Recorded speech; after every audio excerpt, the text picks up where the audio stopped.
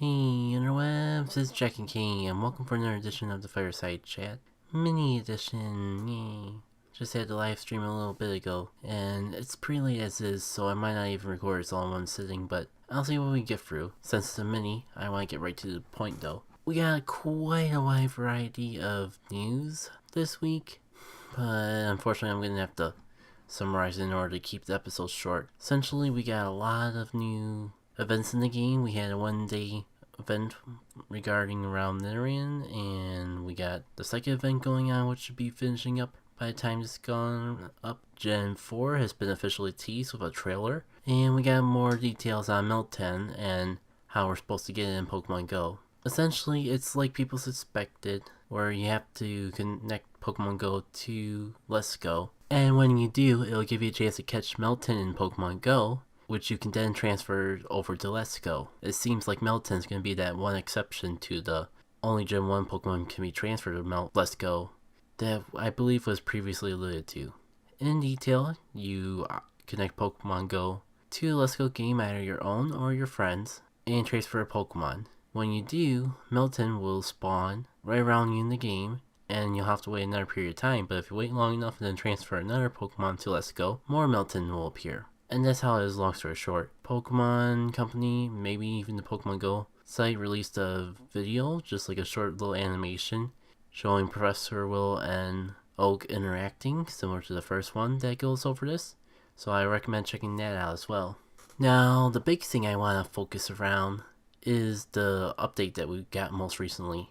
It does include the fact that Pokemon from the Sinnoh region are going to be coming soon, but since they don't say anything more about it, beyond the fact that they're finally admitting that Gen 4 is coming, and there's a lot of things to indicate that it's coming very soon. Like, I'm a little surprised it's not out already. If I had to speculate, it would probably come out this week. Maybe even on Thursday, because Niantic likes to do stuff on Thursdays. But I'm getting off tangent. I'm not going to talk about Sinnoh too much. I'd rather focus on the other things they announced. The more technical stuff that makes up the mechanics of the game, because new Pokemon in the game is certainly exciting, but I really don't want to overlook what we actually got in-depth details on. It seems that they're going to make some changes to the way battling works and Pokemon Nest based on trainer feedback and designed to promote an overall improved experience. I may have butchered the exact wording of that quote, but I think the context is still spread apart. Can you tell that I'm recording this late? And I want to talk about it because most people I know are excited about it. I'll admit I'm more on the cautiously optimistic side. And once I go over what these changes are, I'll explain why. First and foremost, there's going to be changes to how Pokemon spawn in the game. Weather spawns in the past pretty much guaranteed Pokemon of a certain type to appear. For example, if it's sunny, not only do you get extra Stardust for catching fire, grass, and ground types, along with the moves being more powerful, the spawns also increase. And they usually increase significantly to the point where it's very hard to find Pokemon that aren't in those categories. In theory, I mean, honestly, I feel like they already tuned this back a bit, but they're saying that they're going to be tuning it back even more, making it so there'll be a reduced effect on the rate of Pokemon that appear that relate to the weather. So I know some people are looking at this as a treat weather boosted Pokemon as a reward, but I always use weather to give me an idea of what to hunt for. For example, if I see it raining outside and I need some little tags for the Pokedex, then it might motivate me to grab my umbrella and go out anyways. And similar, like, if I'm walking this winding out, it actually gets me excited because Psychic types would be more common to find. And I may have a better shot to get that rare Psychic type like routes. Cloudy weather kind of has a similar thing where, like, I often look forward to when the game has windy or cloudy weather because I can never get enough routes candy and it gives me the opportunity to do so. And I am a little concerned that they might tune back the weather spawns a little too much and ruin that feeling. But I may just be over worrying about things, which is why I'm cautiously optimistic about that. And on the tangent of cautiously optimistic, The next note is that when you explore a given area, you'll notice a greater variety of Pokemon species that appear over time and at different rates. Also, certain areas such as parks and nature reserves will now contain a more variety of Pokemon species. So, for those of you who haven't been following the game closely, in the past, most parks and nature reserves were something that the community has considered and called nests. Called nests because a particular species of Pokemon will spawn fairly frequently in there. Sometimes to the point where even if it's a rare Pokemon, it'll make up the majority of the spawns in the area. Pretty exciting for collecting in Pokedex. Like if you need more Charmanders, and someone in your community notices that there's a Charmander nest in a park, they can go on social media and tweet out to their friends or Facebook message that, hey, this park is spawning this and this. And a lot of other players just work as a community to find areas to walk. And also I just think it just gives people motivation to just spend a good chunk of time in the park to walk. Now, if it's what some people are speculating, where nests will just be treated like multi-nests, like 2 Pokemon will have increased spawns in there, and not what I'm afraid of. That fear being that they're going to just completely remove that nest mechanic altogether and just make it a wide variety of spawns. I feel like they need to keep the focus, some sort of focus, because otherwise it's already hard to incentivize people to go to parks when they're more likely to find spawns and Pokespots in an urban community, in an urban area. But the one thing that makes going to a park over an urban area with a lot of spots to stock up on items and catch Pokemon and do gyms and raids, the one thing that incentivizes me personally to go to a park instead of getting all those perks walking in an urban area is the whole concept of nest Pokemon. So I really hope Niantic doesn't go overboard with this and it doesn't end up hurting the one thing parks and nature reserves have going for them from a gameplay standpoint. And I really think like Niantic needs to be pushing more of the outdoors area personally. Like, I'm just one of those players who never really got into the community part of Niantic's mission. It's nice to have friends in the game and that, but the reason I play this game, the reason I picked it up, and the reason I give it so much more priority over actual video games or staying at home is the fact that it's good for my health because I get out and walk. And I feel like when I'm doing the community aspects, I'm ironically walking less. So just I wanted to make sure that the whole thing that makes Nest special doesn't get put on the wayside. I'm probably over worrying about it. And I guess this whole thing is like, I get variety is great for the game, but I also don't want the game to lose focus. Like, I don't want them to stop having water Pokemon spawn closer to the lake just so to incentivize a wider variety of Pokemon. I feel like the event, for people who live in one specific area and don't have access to all the biomes that and the type of Pokemon they spawn, I feel like all the events that they do in this game kind of make up for that personally. So I get why it would sound appealing to try to make things more full variety in Pokemon Go. I just hope they don't go overboard and areas don't end up not feeling like areas because you're like finding Magikarps in the desert, just as an example. And I can already decide this episode's going to be JackitK worries about good stuff because he's become a pessimist over the years. His years of youth where he was full of optimism and hope is all gone. Because I have only got halfway through this. And the other half of this whole improvement to Pokemon Go system is in the battle system. They also want to use the opportunity to rebalance the game's battle mechanics. Notice some of the following changes coming in the following weeks. CP values will be adjusted going forward to improve the game balance. HP values will be adjusted to close the gap between high HP Pokemon and low HP Pokemon.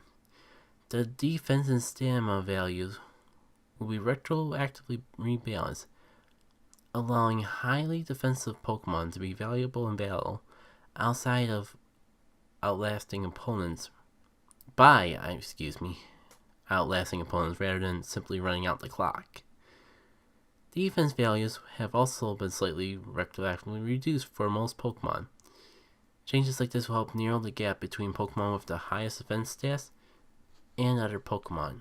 This is going to be very interesting, because first of all, I feel like I'm missing something. Because with the way that this game works with ratings and gyms, I don't see the difference between making Pokemon valuable by outlasting opponents versus outrunning the clock. In this game, I just can only see outlasting opponents by running out the clock. For some people speculate that, no, I don't even want to say it because I'm not sure if I'm mishearing it. But I just don't understand what they mean by that statement. And you might be wondering, JackitK, what are you so concerned about? This means that Blissey's not going to be an OP powerhouse in a nutshell. They're basically just taking Pokemon that are way too defensive and bulky and nerfing them a bit, and I suppose giving defensive Pokemon more purpose than they had before. But I guess since I don't understand how they're going to have a different purpose, just leave so much room to speculate and doubt. And honestly, as much as Blissey has been a pain in my side for so long, I'm actually concerned about nerfing it, because being annoying in gyms is the only thing high health and defensive Pokemon are able to do. So if you're going to make it to the point where that's not an issue anymore, sure, you're not making it annoying, but you're kind of also making said defensive Pokemon completely worthless. Which is why I'm hoping to actually see it come into play. And when I do, I'm hoping it'll make a lot more sense. People are speculating maybe you'll actually be able have a good reason to use a Blissey against a raid boss, and I don't see how that works, because in this game, you outlast opponents by running out the clock.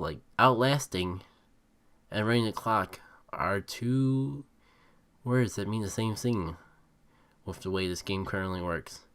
One and the same. If it does do something interesting, maybe Pokemon slowly get a power boost as they cling on in battle, so maybe Pokemon that are really high in attack but low in defenses will hit hard fast but die quickly, and the defensive Pokemon will gradually get stronger the longer they stay out without fainting. So they may outlast Pokemon, and by the time they do outlast those Pokemon, they'll do more damage than the high attackers. That's kind of why I want to actually see this in action, and just seeing it in text is not good enough for me. I'm just, as much as I'm glad that Niantic is listening to the fans and incorporating feedback to improve the game overall, I feel like I'm in the minority of just having a little bit of concern that this may not work. This might actually make things a little worse, but I'm sure that's just me being overly cynical or something. And I do hope that I'm wrong and these things actually do improve the game instead of make it worse. Time will tell. They'll probably roll this stuff out when Sinnoh Pokemon are in the game. One of the lines in this article said it's going to be coming up in the next couple weeks, and I guess we'll see how things change there. I guess one thing I wanted to talk about before I move past the news is just that we've gotten a lot of shinies just pop up out of the blue. At the start of the month, we had Shiny Crappy, supposedly, but Psychic event came so soon that we didn't really even get a chance to hunt for Shiny Crappy before Shiny Drowsy was introduced into the game.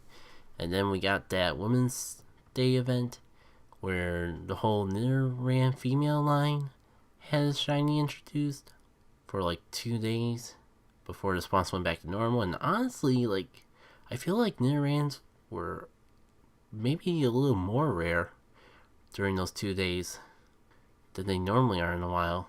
Nidoran, or the evolved forms, surprisingly were decently common in the wild. About as common as Nidoran, but I just feel like for that being the shiny of focus, it wasn't really a huge Pokemon to hunt for. Oh yeah, speaking of short events with a shiny, that Pikachu with a hat apparently has a shiny form out too, and why am I forgetting it? I feel like we got a new shiny even after Nidoran female, but I'm thinking more about it. I think that's the most recent thing I can think of.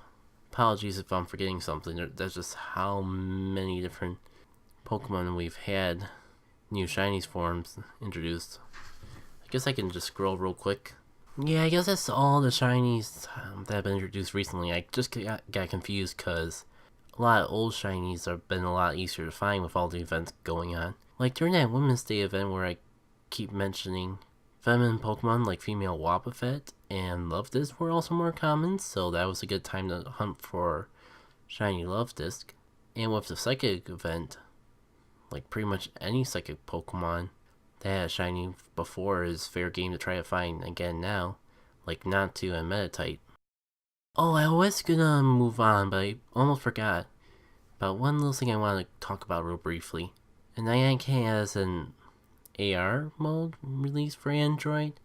You have to download an AR core or something. I have to personally investigate into it myself, because if I can get it working on my phone, I would be willing to try it out. But yeah, long story short, if your phone's compatible with AR core, you can now have AR Plus on your Android phones, which is kind of exciting.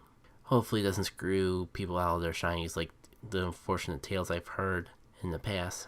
We're already approaching the 20-minute mark before I edit out my pauses and that, so let me take a look-see at the Pokemon I've caught lately and see if it sparks any stories of things I've done.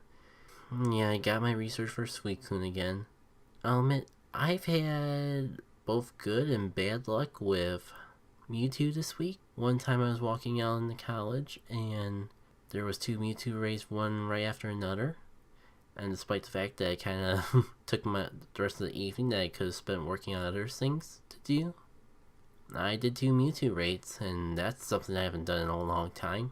Unfortunately, it was quickly followed by a bit of bad luck, where the place I used to walk closer to home, someone posted 2 Mewtwo raids right at 2 gyms right next to each other. One of those gyms being an EX raid gym. So I'm up in the college and I'm like, I could walk here where there's extra spawns, but there's no Mewtwo. There's no level 5 eggs. If I head straight home now, I might be able to make it in time. So I'm like in the chat saying, I'll head there just in case people show up. Drive all the way there. No one shows. No one showed. The 2 Mewtwo raids, one of them being an EX gym, on a Friday night, like when I assume everyone is done with work, so that's not an excuse. It's gonna make me think about life a bit, where my community is gone, and if people have just gotten sick of Mewtwo, which is a sentence I never thought I would say.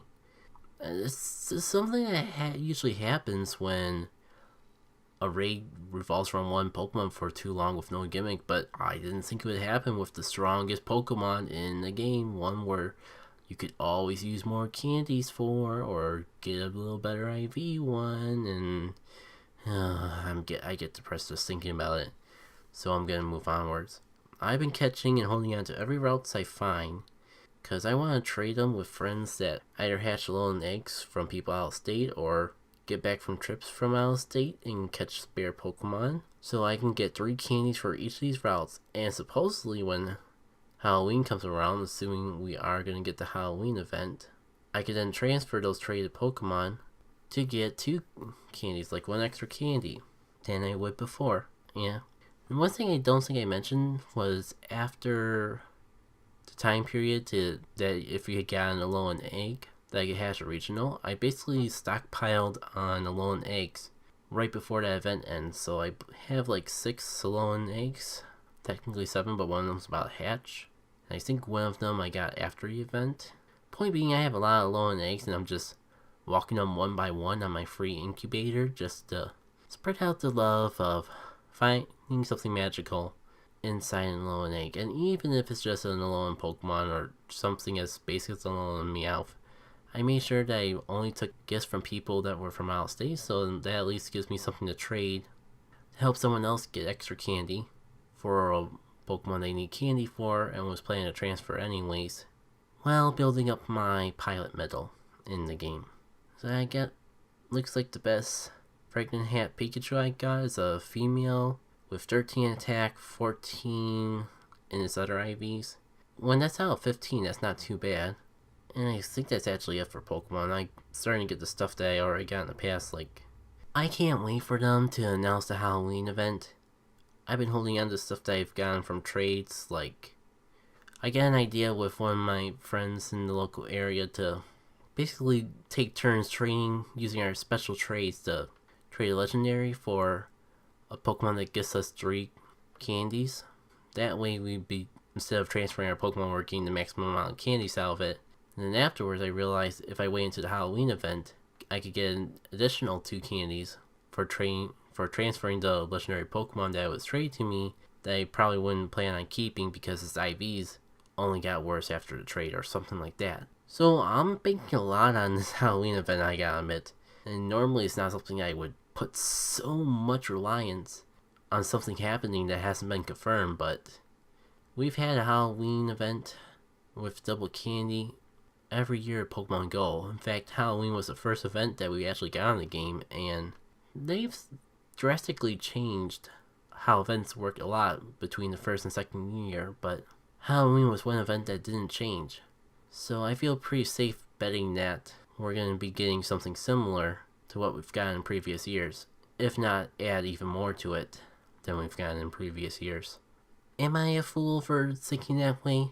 Maybe, but worst case scenario, I'd just clog up my storage with a bunch of extra Pokemon, and if we get through October without it, then I just transfer these Pokemon I'm holding on to.